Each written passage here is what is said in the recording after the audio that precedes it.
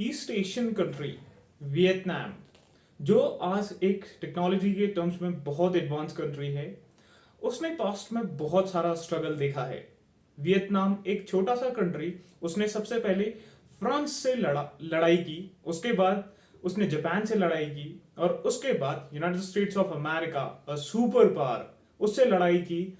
और through out the Wars वो अपनी गुरिल्ला वॉरफेयर के दम पर बहुत ज्यादा मिलिट्री एडवांसमेंट न होने के बावजूद वियतनाम हमेशा वॉर्स को जीता।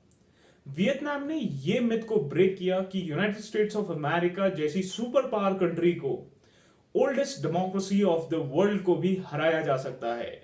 अ very warm welcome friends, this is Pawan और आज मैं डिस्क्राइब करने वाला हूं यूएस और वियतनाम वॉर के बारे में। तो चलिए शुरू से शुरू करते हैं। साल है 1860।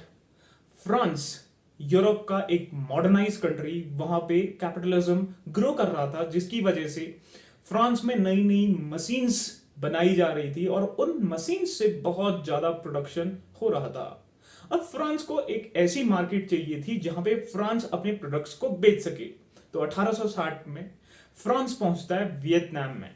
वियतनाम में फ्रांस अपना प्रोडक्शन को सेल करना स्टार्ट करता है, उसको बेचना स्टार्ट करता है और धीरे धीरे वियतनाम जो है वो फ्रांस की कॉलोनी बन जाता है। फ्रांस उसी तरीके से एक्सप्लॉयटेशन करना स्टार्ट करता है वियतनाम के लोगों का, जिस तरीके से ईस्ट इंडिया कंपनी ने इंडिया के लोगों का एक्सप्लॉयटेशन किया था। धीरे धीरे एक्सप्लॉयटेशन बढ़ते जाता है और फ्रांस बहुत ज्यादा प्रॉफिट कमाता है इस वियतनाम की लैंड में। अभी स्टोरी को थोड़ा फास्ट फॉरवर्ड करके हम पहुंचते हैं साल 1939 में।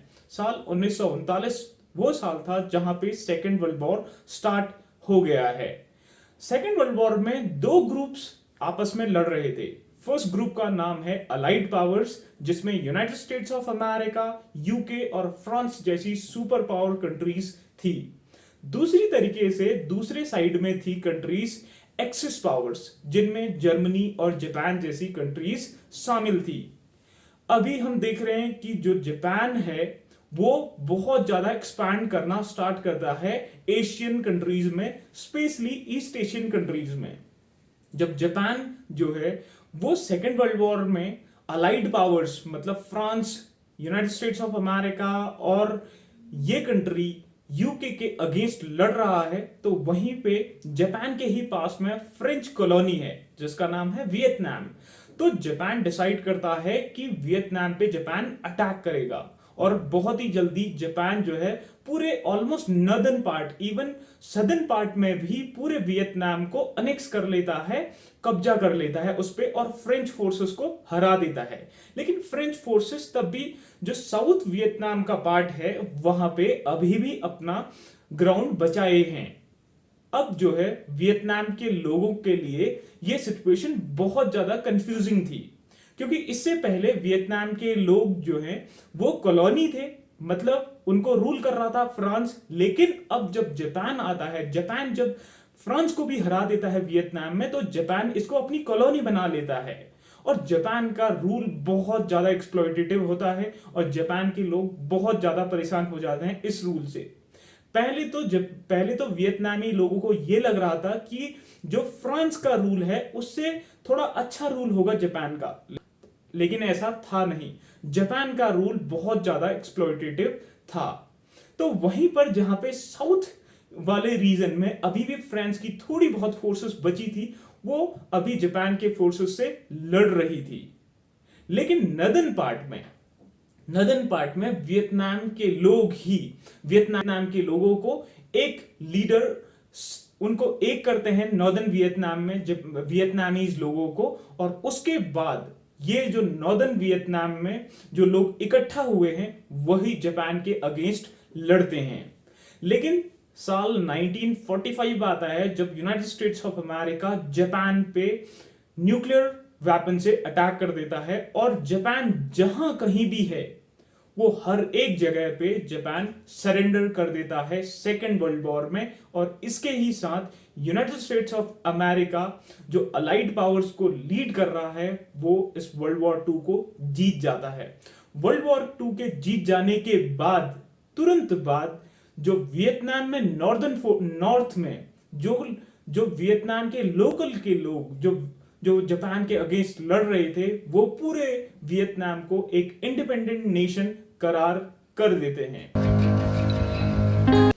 इंडिया को इंडिपेंडेंट करवाने में जैसे बहुत सारे लोगों ने अपना कंट्रीब्यूशन दिया, जैसे महात्मा गांधी, सुभाष चंद्र बोस, आजाद और भगत सिंह जैसे लोगों ने अपना बहुत वाइटल रोल निभाया इंडिया को इंडिपेंडेंट करने में।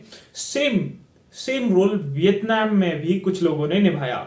उनमें से ही एक थे जिन्होंने हमेशा लोगों को कंसोलिडेट करके रखा, एक करके रखा और इंडिपेंडेंस के लिए लड़ाई की। उनका नाम था हो ची मिन्ह। हो ची मिन्ह का जन्म होता है साल 1890 में, जब वियतनाम जो है वो फ्रांस की कॉलोनी बन चुका है। उसके बाद हो ची मिन्ह जो है वो फ्रांस वहां पे फ्रांस की कॉलोनी है वियतनाम, तो वियतनाम में ही फ्रांस के एक शिप में हो ची मिन्ह को जॉब मिल जाती है। हो ची मिन्ह उस शिप के थ्रू बहुत सारी कंट्रीज घूमते हैं। वो बहुत सारी अफ्रीकन कंट्रीज में घूमते हैं, लंदन जाते हैं, न्यूयॉर्क जाते हैं, फ्रांस जाते हैं। इवन वो स्वीपर, कुक ऐसी जॉब्स भी करते हैं, लेकिन वो पूरे वेस्ट की दुनिया को देखते हैं, वहां के मॉडर्न थॉट्स को देखते हैं और उसके बाद वो डिसाइड करते हैं कि वो भी लोगों को इकट्ठा करेंगे और अपने देश को आजाद करवाएंगे। अब साल आता है 1917। रशिया में रशियन रिवॉल्यूशन हो जाता है और उसके बाद लेनिन जो है वो रशिया में रूल करना स्टार्ट करते हैं।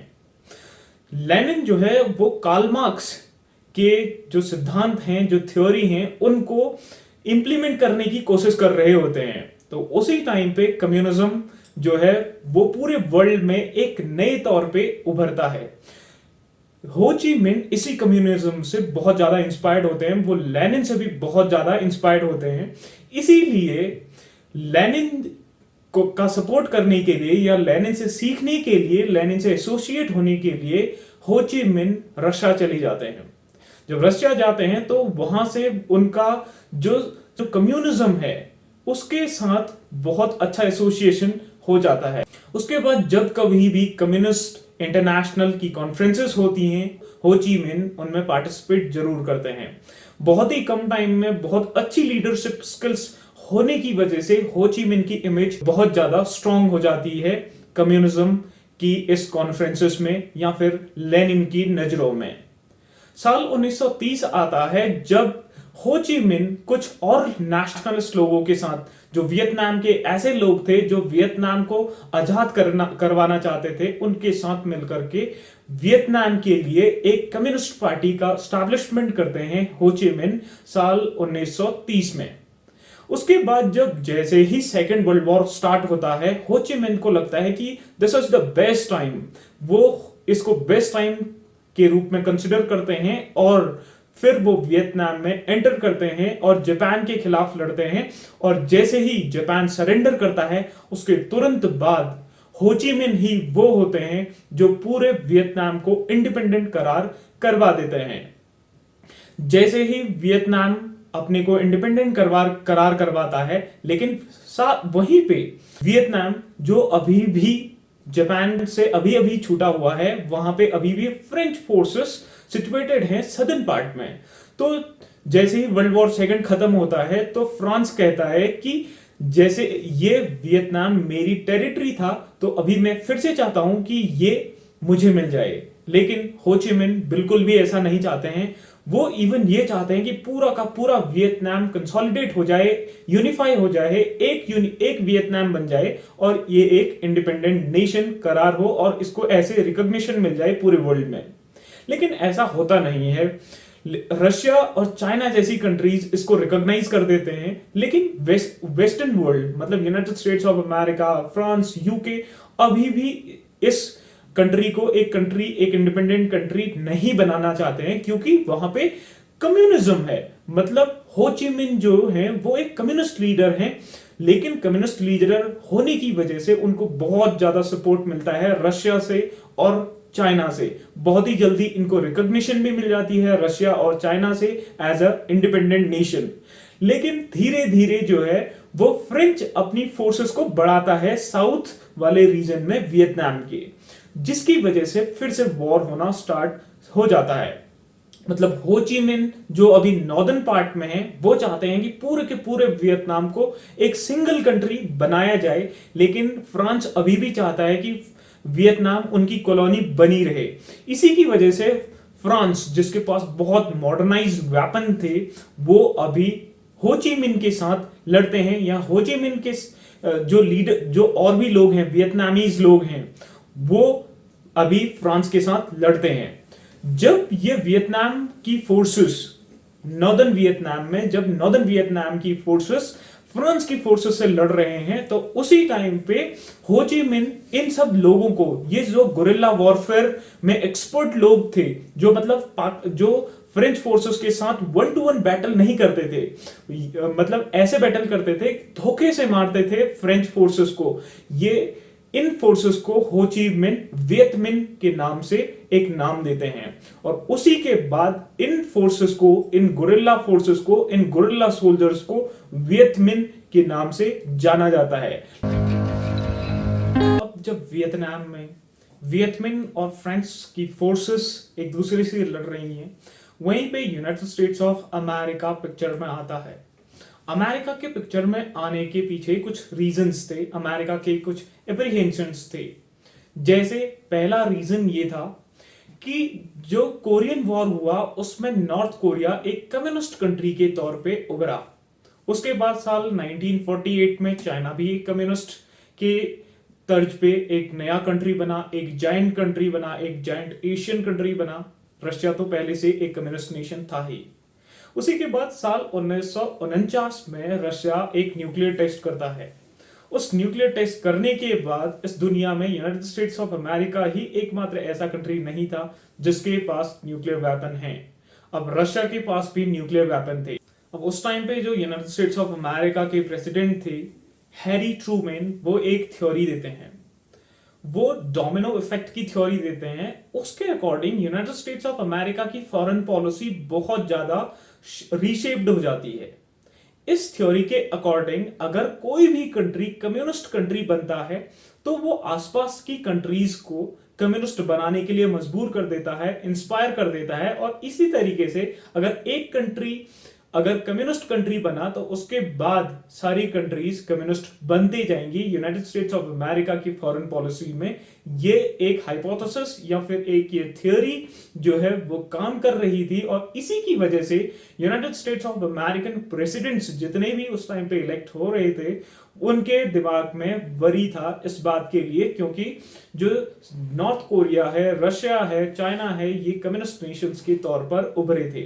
तो यूनाइटेड स्टेट्स ऑफ अमेरिका बिल्कुल नहीं चाहता था कि कोई भी नेक्स्ट कंट्री कम्युनिस्ट नेशन बने। लेकिन यहां पे जो वियतमिन हैं, उनको जो लीड कर रहे हैं मिस्टर हो, तो ये तो एक कम्युनिस्ट लीडर थे जो इस कंट्री को फिर से कम्युनिस्ट बनाने की ओर चल रहे थे। लेकिन साथ ही साथ फ्रांस बिल्कुल घुटने टेक चुका था, फ्रांस की हालत खराब हो चुकी थी।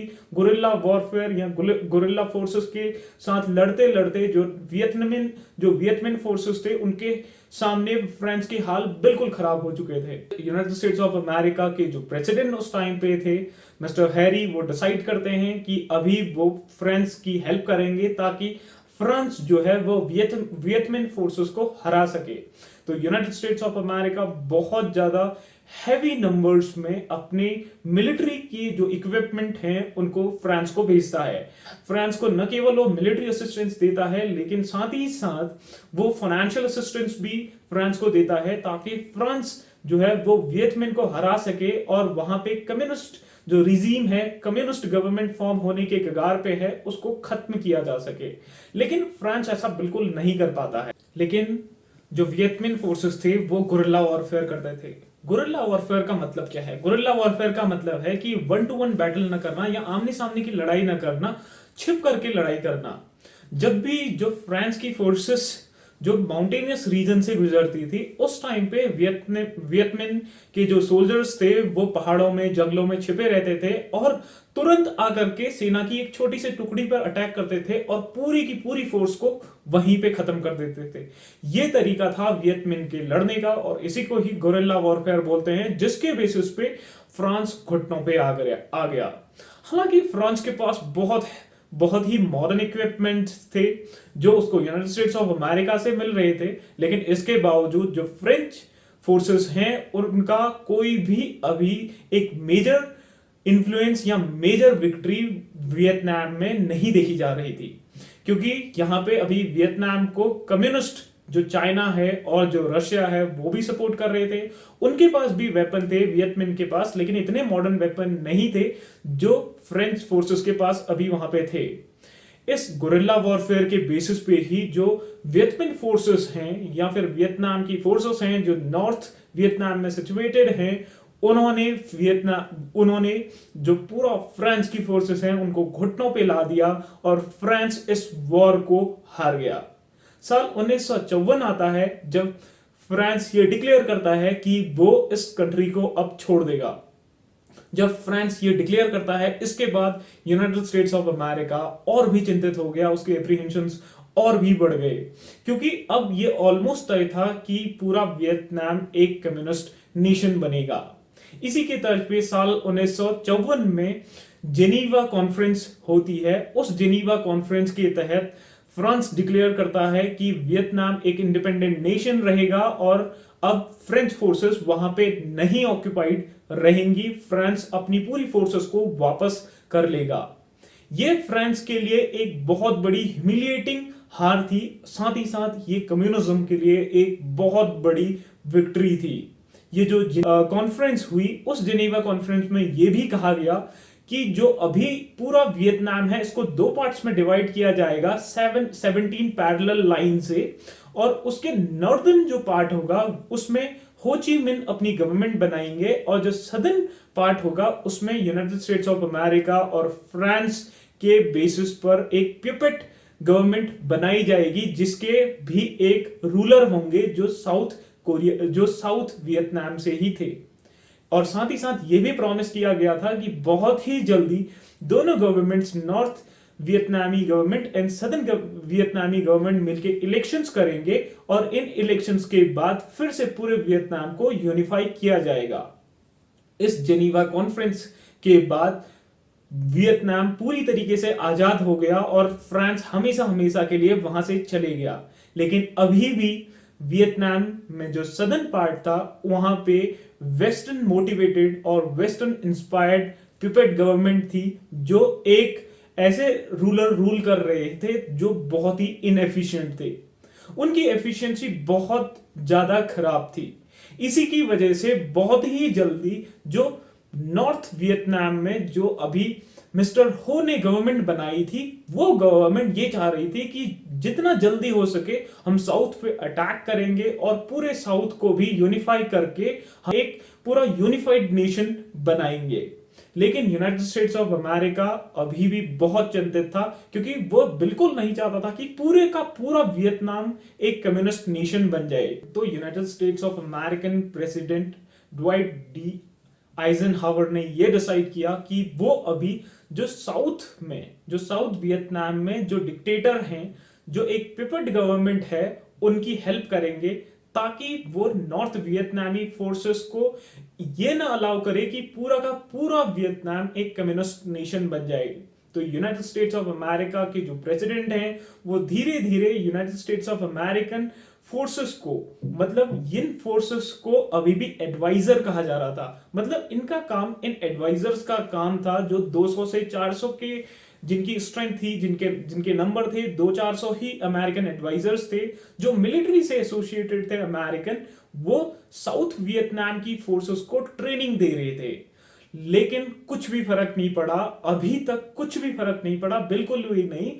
जितना चाहे united states of American advisers south Vietnamese forces को वहां पे ट्रेनिंग दे रहे थे, लेकिन इसका कुछ भी मेजर इन्फ्लुएंस नहीं देखा जा रहा था। हमेशा नॉर्थ वियतनाम फिर से अटैक कर रहा था, रेगुलरली, कॉन्स्टेंटली वहां पे अटैक कर रहा था साउथ वियतनाम में, और साउथ वियतनाम बिल्कुल हारने के कगार पे आ गया था। अब यूनाइटेड स्टेट्स ऑफ अमेरिका की प्रॉब्लम्स और भी ज्यादा हो गई, क्योंकि यूनाइटेड स्टेट्स ऑफ अमेरिका ने अपने एडवाइजर्स भी भेज दिए वहां पे, लेकिन उन एडवाइजर्स से भी बहुत कुछ बड़ा इन्फ्लुएंस देखने को नहीं मिला, क्योंकि वो एडवाइजर डायरेक्ट वॉर में अपना पार्टिसिपेट नहीं करते थे।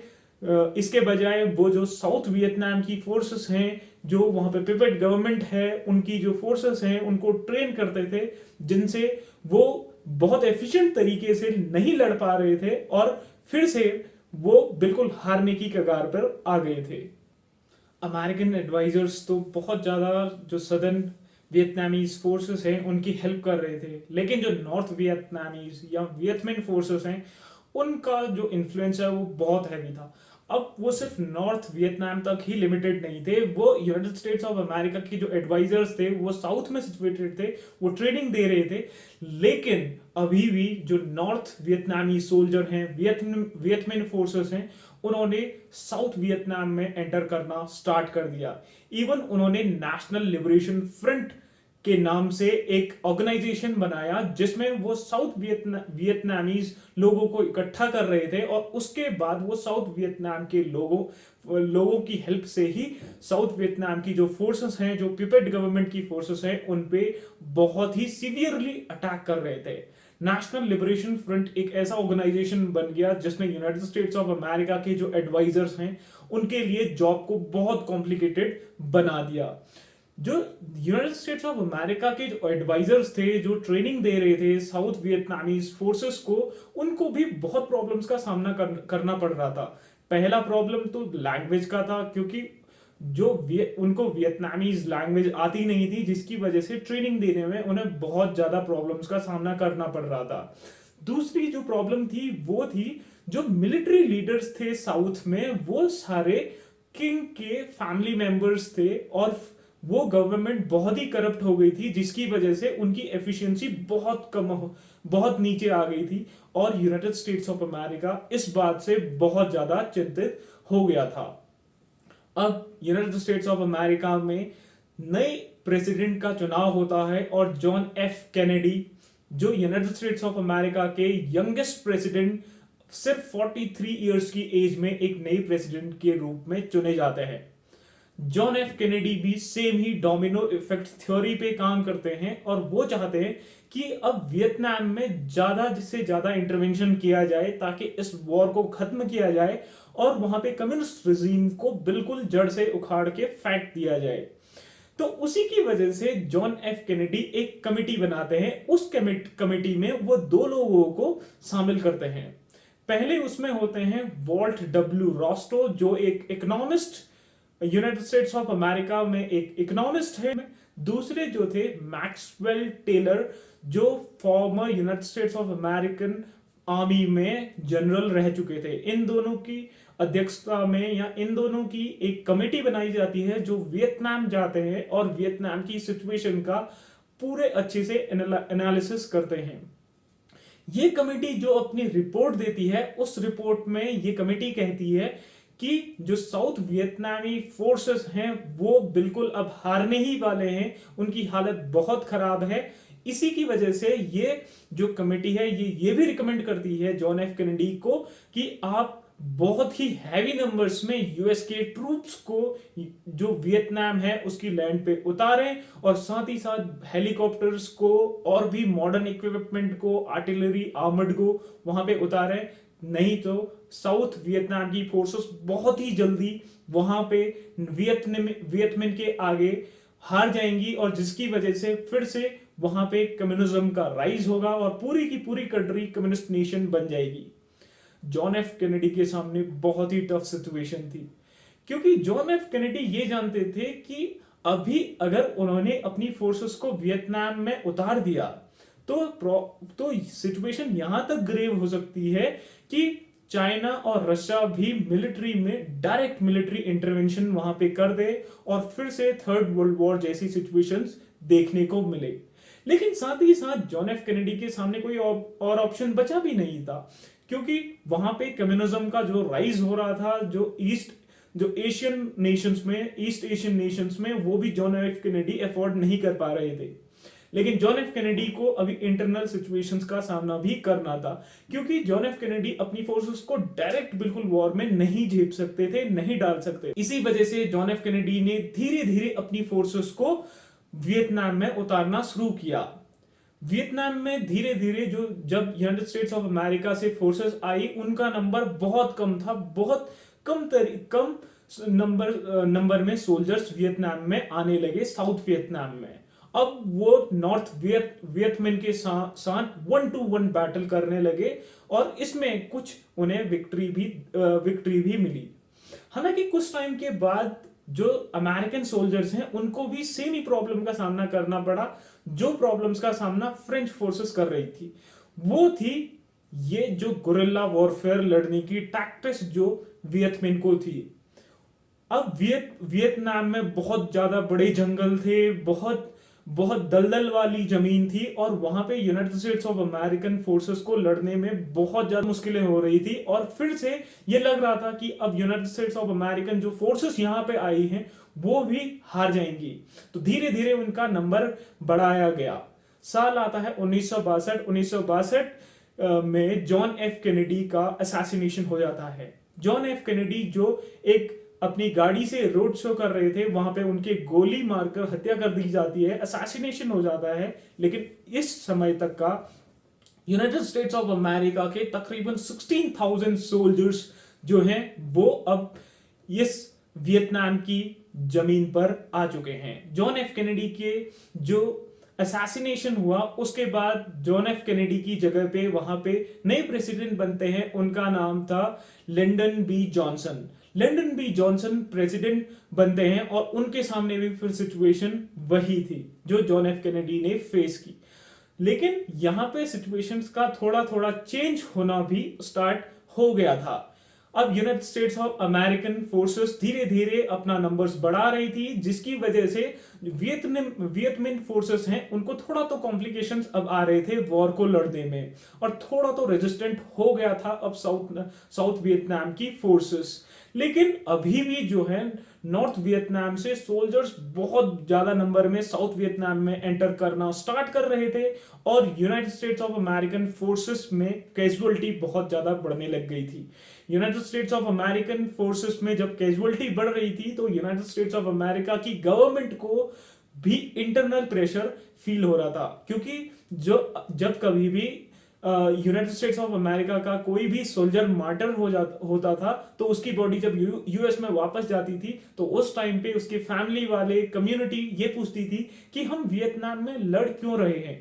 इसकी वजह से वहां के लिंडन डी जॉनसन को बहुत ज्यादा पॉलिटिकल प्रेशर भी फील हो रहा था। लिंडन बी जॉनसन के जब प्रेसिडेंट रहते रहते एक ऐसी सिचुएशन हुई, gulf of Tonkin incident. Gulf of Tonkin जो नॉर्थ वियतनाम के ईस्टर्न पार्ट्स में सिचुएटेड एक गल्फ है, वहां पे यूनाइटेड स्टेट्स ऑफ अमेरिका का एक शिप जिसका नाम था यूएसएस मेडॉक्स, वो एक सर्वेलांस शिप था, वो उस गल्फ में सर्वेलांस कर रहा था। उस टाइम पे एक नॉर्थ वियतनाम की टॉर्पेडो आती है और उस पे अटैक कर देती है।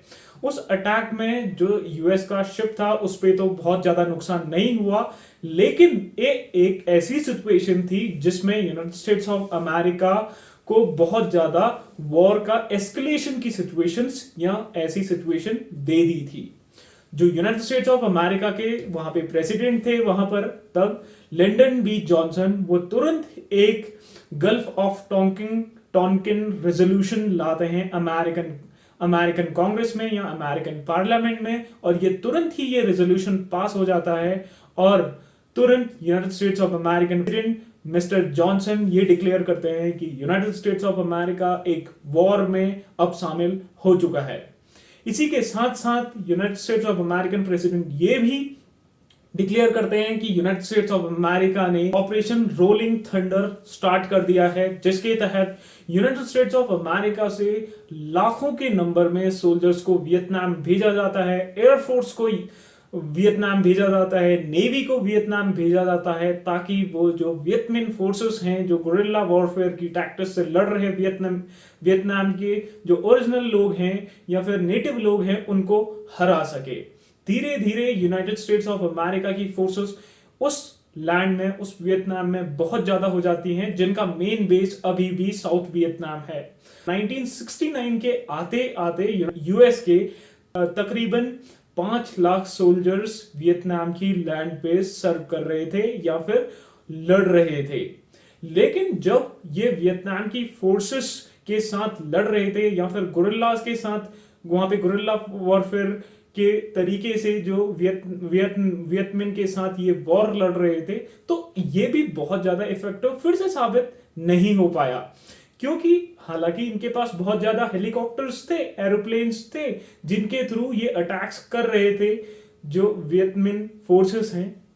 लेकिन वियतमिन फोर्सेस ने एक नया सॉल्यूशन, इस जो उनपे एयर अटैक हो रहा था अमेरिकन फोर्सेस के थ्रू, उसका एक बहुत ही शानदार जवाब निकाला या फिर तोड़ निकाला। वियतमिन की फोर्सेस ने या गुरिल्ला वॉरफेयर लड़ने वाले इन नेटिव वियतनामीज लोगों ने जमीन के अंदर सुरंग बना ली। उन सुरंग में जब जब एयर अटैक इन पे होता था तो तब तब ये उसके जो उन्होंने सुरंगें बनाई थी उनके अंदर छिप जाते थे, और जब फिर से अगर जो एयर स्ट्राइक नहीं हो रही है, एयर अटैक नहीं हो रहा है, वो बाहर आते थे और United states of American forces पे फिर से अटैक कर देते थे। United states of American forces में कैजुअलिटी बहुत ज्यादा बढ़ने लगी। अब फिर से ये सिचुएशन यूएस के सामने आ गई कि अब फर्दर क्या किया जाए। यहां पे साथ ही साथ यूनाइटेड स्टेट्स ऑफ अमेरिका में एक ऐसी पॉलिसी सामने लाई जाती है कि हर एक यूथ को कुछ सर्टेन ईयर्स आर्मी में सर्व करना होता था। अब उनको सिर्फ अपनी लैंड में सर्व नहीं करना है, कोई भी यूथ को जो यूनाइटेड स्टेट्स ऑफ अमेरिका का यूथ है, उनको वियतनाम में जाकर के वॉर लड़ना था उन गुरिल्ला वॉरफेयर में जो वियतमिन फोर्सेस बहुत ही डेंजरस तरीके से लड़ते थे, और वो वियतनाम में बहुत ज्यादा अमेरिकन फोर्सेस की कैजुअलिटी के लिए रिस्पॉन्सिबल बन रहे थे। वहीं पर यूनाइटेड स्टेट्स ऑफ अमेरिका में सिचुएशन इस हद तक गिर चुकी थी कि यूनाइटेड स्टेट्स ऑफ अमेरिका के जो यूथ थे वो अपने नेबरिंग कंट्रीज को, कनाडा जैसी कंट्रीज में भाग जाते थे, अपनी लैंड को छोड़ के स्केप करके वहां चले जाते थे, ताकि उनको अमेरिकन सोल्जर्स जो हैं जबरदस्ती उनको आर्मी में रिक्रूट ना करें और उनको वियतनाम में आने में मजबूर ना कर दें। ये सब सिचुएशन थी, एक क्राइसिस वाली सिचुएशन थी यूनाइटेड स्टेट्स ऑफ अमेरिका की खुद की लैंड पर भी। यहीं पे हमें दिखता है कि जो यूनाइटेड स्टेट्स ऑफ अमेरिका में जो हॉलीवुड के आर्टिस्ट हैं या सिंगर हैं या फिर स्पोर्ट्स स्टार्स भी हैं, उन्होंने भी इस पॉलिसी का बॉयकॉट किया। यूनाइटेड स्टेट्स ऑफ अमेरिका में अब बहुत ज्यादा प्रोटेस्ट स्टार्ट हो गए। यूनाइटेड स्टेट्स ऑफ अमेरिका के लोग अब इस वॉर को सपोर्ट नहीं कर रहे थे। यूनाइटेड स्टेट्स ऑफ अमेरिका की फोर्सेस या फिर उनके लोगों का कहना था कि आप फोर्सेस या फिर आप जो गवर्नमेंट हैं यूनाइटेड स्टेट्स ऑफ अमेरिका की, आप कब से कह रहे हैं कि हम बहुत जल्दी इस वॉर को जीत जाएंगे, लेकिन ऐसा होता नहीं दिख रहा है। इसके अपोजिट बहुत ज्यादा हमारे खुद के लोग मारे जा रहे हैं इस वॉर में। हम इस वॉर में क्यों हैं? हमें इस वॉर से वापस आ जाना चाहिए, हमें ये वॉर फर्दर नहीं लड़नी चाहिए।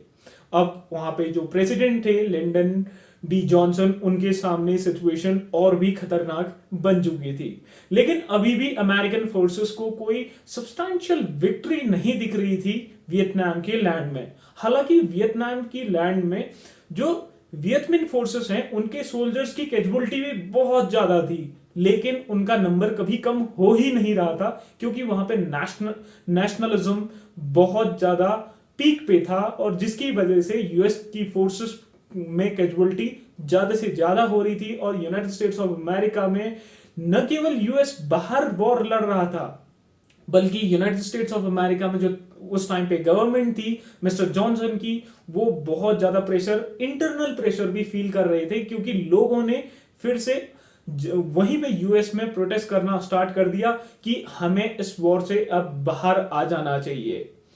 ये सिचुएशन जब चल रही थी, उसी के बीच में एक बार नॉर्थ वियतमिन फोर्सेस ने यह डिसाइड किया कि हम एक सरप्राइज अटैक करेंगे यूएस फोर्सेस पर, और एक ही अटैक में पूरे के पूरे यूएस की फोर्सेस और जो साउथ वियतनाम की फोर्सेस हैं उनको तहस नहस कर देंगे और वॉर को एक ही बार में एक सरप्राइज अटैक में खत्म कर देंगे।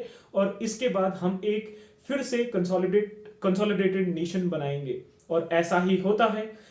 यूएस की फोर्सेस पे एक बहुत ज्यादा सीवियर अटैक होता है जिसमें यूनाइटेड स्टेट्स ऑफ अमेरिका के जितने भी वहां पे मिलिट्री बेसिस थे उन पे अटैक होता है। हालांकि ये अटैक एक फेल्ड अटैक होता है। इस अटैक में बहुत ज्यादा फर्क नहीं पड़ता है यूनाइटेड स्टेट्स ऑफ अमेरिका को, लेकिन इस अटैक के बाद लोग जो यूएस में प्रोटेस्ट कर रहे हैं अपनी गवर्नमेंट के खिलाफ इस वियतनाम वॉर के लिए, उस प्रोटेस्ट का यहां पे एग्जैसरबेट हो जाता है। क्यों? क्योंकि अब ये डिसाइड हो चुका है या लोगों को अब ये पता चल चुका है कि यूनाइटेड स्टेट्स ऑफ अमेरिका की फोर्सेस बहुत ज्यादा स्ट्रांग नहीं रही हैं वियतनाम पे।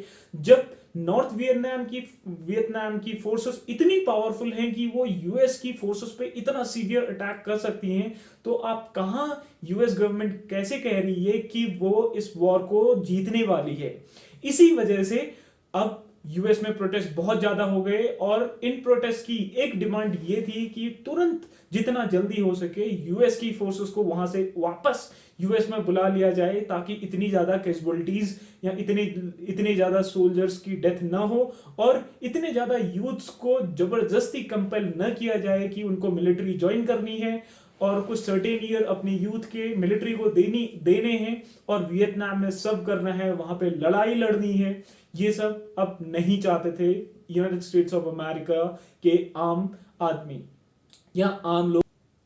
एक नया इवेंट होता है फिर से इस वियतनाम वॉर में, जिसको माई लाइ मैसेकर के नाम से जाना जाता है, जो फिर से वॉर की दिशा और दशा को फिर से चेंज करके रख देता है। माई लाइ मैसेकर में एक अमेरिकन फोर्सेस का ऑफिसर अपने कुछ सोल्जर्स को लेकर के एक गांव में जाता है। माई लाई के नाम से ही इस गांव को जाना जाता था। उस गांव के सभी लोगों को इस मिलिट्री ऑफिसर्स द्वारा अंधाधुंध फायरिंग की जाती है और उनके घरों को जला दिया जाता है। और ऑफिशियल रिकॉर्ड्स के तहत तकरीबन 400 लोगों को जिंदा इस ऑफिसर ने मार दिया या फिर उनके घरों को जला दिया। इस जो ऑफेंस या फिर ये माई लाई मैसेकर हुआ, इसकी तस्वीरें न्यूज़पेपर्स में छपी। तब तक का टेलीविजन भी आ चुका था और टेलीविजन में बहुत सारी ऐसी वीडियोस जो हैं वो वहां तक का मीडिया ने पहुंचाई, यूनाइटेड स्टेट्स ऑफ अमेरिका तक का, और जिनकी वजह से प्रोटेस्ट जो यूनाइटेड स्टेट्स ऑफ अमेरिका में वॉर को खत्म करने के लिए चल रहे थे वो बहुत ज्यादा हो गए, बहुत सीवियर हो गए। और इस माई लाई मैसेकर ने यूनाइटेड स्टेट्स ऑफ अमेरिका में एक ऐसी सिचुएशन क्रिएट कर दी जहां पे गवर्नमेंट के सामने अब सिचुएशन बहुत ज्यादा ग्रेव थी। अब यूनाइटेड स्टेट्स ऑफ अमेरिका में फिर से इलेक्शंस होते हैं और नए इलेक्शंस के बाद मिस्टर निक्सन प्रेसिडेंट बन के सामने आते हैं और मिस्टर निक्सन ये डिसाइड करते हैं कि जितना जल्दी हो सके वो अपनी फोर्सेस को वापस यूनाइटेड स्टेट्स ऑफ अमेरिका में बुला लेंगे। जब ये डिसाइड हो चुका था कि अब यूएस की सारी फोर्सेस वापस यूएस में चले जाएंगी, वियतनाम वॉर को छोड़ के चले जाएंगी, तो उसी टाइम पे कुछ ऐसे और भी इंसिडेंट्स हुए जो अमेरिका ने जो इस माई लाई मैसेकर के अलावा भी कुछ ऐसी चीजें की जो बहुत ज्यादा लोगों को प्रॉब्लम दे रही थी, जो वियतनामीज लोग थे उनको। अब वो क्या चीजें थी? वो थी कि एक ऐसा केमिकल यूज किया अमेरिकन फोर्सेस ने जिसका नाम है एजेंट ऑरेंज। इस एजेंट ऑरेंज को अमेरिकन मिलिट्री ने इस्तेमाल किया। इनको सारी जंगलों पर अमेरिकन फोर्सेस ने छिड़क दिया वियतनाम के, ताकि जो गुरिल्ला फोर्सेस थे वो जो जंगलों में छिप जाते थे, वो इस एजेंट ऑरेंज के छिड़कने के बाद सबसे पहले उनको बहुत ज्यादा बीमारियां हो गई इसकी वजह से, और साथ ही साथ वहां पे सारे जो पेड़ थे उनके पत्तियां गिर गई, ताकि यूएस फोर्सेस अब आराम से ऊपर से एयर स्ट्राइक कर सकती थी। गुरिल्ला वॉरफेयर बहुत ज्यादा इफेक्टिव नहीं रहा इस एजेंट ऑरेंज को छिड़कने के बाद, जो पूरे जंगलों में मिलियंस ऑफ गैलन यहां पे ये एजेंट ऑरेंज छिड़क दिया गया United states of American air force के द्वारा। साथ ही साथ नेपाम जैसा केमिकल भी यूनाइटेड स्टेट्स ऑफ अमेरिका के फोर्सेस ने यूनाइटेड स्टेट्स ऑफ अमेरिका की फोर्सेस को हेल्प करने के लिए वियतनाम में छिड़क दिया या फिर वहां पे डाल दिया, जिसकी वजह से यूनाइटेड स्टेट्स ऑफ अमेरिका ने फिर से वहां के आम लोगों को भी मार दिया। ये जब नेपैम जो केमिकल था ये जब लोगों पर गिरता था तो उनकी पूरी बॉडी जल जाती थी। बहुत सारी ऐसी फोटोज आई जिन्होंने पुलित्जर प्राइज तक का जीता और उन फोटोज ने अमेरिकन्स को फिर से प्रोटेस्ट को ज्यादा बढ़ाने में हेल्प किया। और इन फोटोज में साफ साफ ये दिखा कि कैसे इस नेपाम या जो ये केमिकल यूज कर रहे हैं इसकी वजह से वहां के आम लोगों को कितनी ज्यादा प्रॉब्लम्स का सामना करना पड़ रहा है। इसी के बाद जब निक्सन नए प्रेसिडेंट के रूप में आए तो उन्होंने डिक्लेयर कर दिया था कि वो अब जल्द से जल्द अपनी फोर्सेस को वापस बुलाएंगे और ऐसा ही हुआ। धीरे धीरे करके यूनाइटेड स्टेट्स ऑफ अमेरिका ने अपनी फोर्सेस को वापस लेना स्टार्ट कर दिया। अब फिर से एक पेरिस में मीटिंग हुई, पेरिस कॉन्फ्रेंस हुई। उसके तहत यूनाइटेड स्टेट्स ऑफ अमेरिका ने यह डिसाइड किया कि 1973 तक का यूनाइटेड स्टेट्स ऑफ अमेरिका अपनी पूरी की पूरी फोर्सेस को वापस बुला लेगा यूनाइटेड स्टेट्स ऑफ अमेरिका में। और ऐसा ही हुआ। धीरे धीरे यूनाइटेड स्टेट्स ऑफ अमेरिका की फोर्सेस वापस यूएस में वापस जाने लगी और यूनाइटेड स्टेट्स ऑफ अमेरिका के लिए भी ये एक बड़ी हार थी। हालांकि इसको यूनाइटेड स्टेट्स ऑफ अमेरिका अपनी हार के तौर पे नहीं देख रहा था, लेकिन इंटरनेशनली ये बात एक्सेप्टेड थी कि यूएस इस वॉर को हार गया, उसको बीच से ही अपने वॉर को छोड़ना पड़ा। और जैसे ही ये पेरिस कॉन्फ्रेंस हुई, उस कॉन्फ्रेंस के बाद तुरंत यूएस की फोर्सेस वापस चली गई और साल 1975 तक का पूरी की पूरी अमेरिकन फोर्सेस अब वियतनाम की लैंड को छोड़ चुकी थी। वियतनाम की लैंड को जैसे ही इन अमेरिकन सोल्जर्स ने छोड़ा, जो वियतमिन फोर्सेस थी उन्होंने पूरे साउथ वियतनाम पर भी अटैक कर दिया और एक कम्युनिस्ट गवर्नमेंट बनाई, एक यूनाइटेड कंट्री की कम्युनिस्ट गवर्नमेंट फॉर्म की। और तब से लेकर के आज तक का वियतनाम एक कंट्री है, एक इंडिपेंडेंट कंट्री है। ये जो पूरा वॉर हुआ इसमें यूनाइटेड स्टेट्स ऑफ अमेरिका के तकरीबन 1.5 लाख सोल्जर्स वुंडेड थे, घायल हो गए और तकरीबन 58,000 सोल्जर्स की इसमें डेथ हो गई, मार्टेड हो गए इस वॉर में। और वियतनाम ने सबसे बड़ा मिथ कि एक सुपर पावर को एक छोटी सी कंट्री नहीं हरा सकती, इस मिथ को ब्रेक कर दिया और यूनाइटेड स्टेट्स ऑफ अमेरिका की इस वॉर में हार हुई। न केवल हार हुई, ये एक ह्यूमिलिएटिंग हार थी और वियतनाम ने एक ऐसा एग्जाम्पल सेट किया कि दुनिया में कोई भी कंट्री अगर अच्छे तरीके से, अगर उसकी मिलिट्री इफेक्टिव हो, अगर लीडरशिप इफेक्टिव हो, बड़ी सी बड़ी पावर को हराया जा सकता है। So that's all in this video. Keep learning, keep shining. Thank you very much.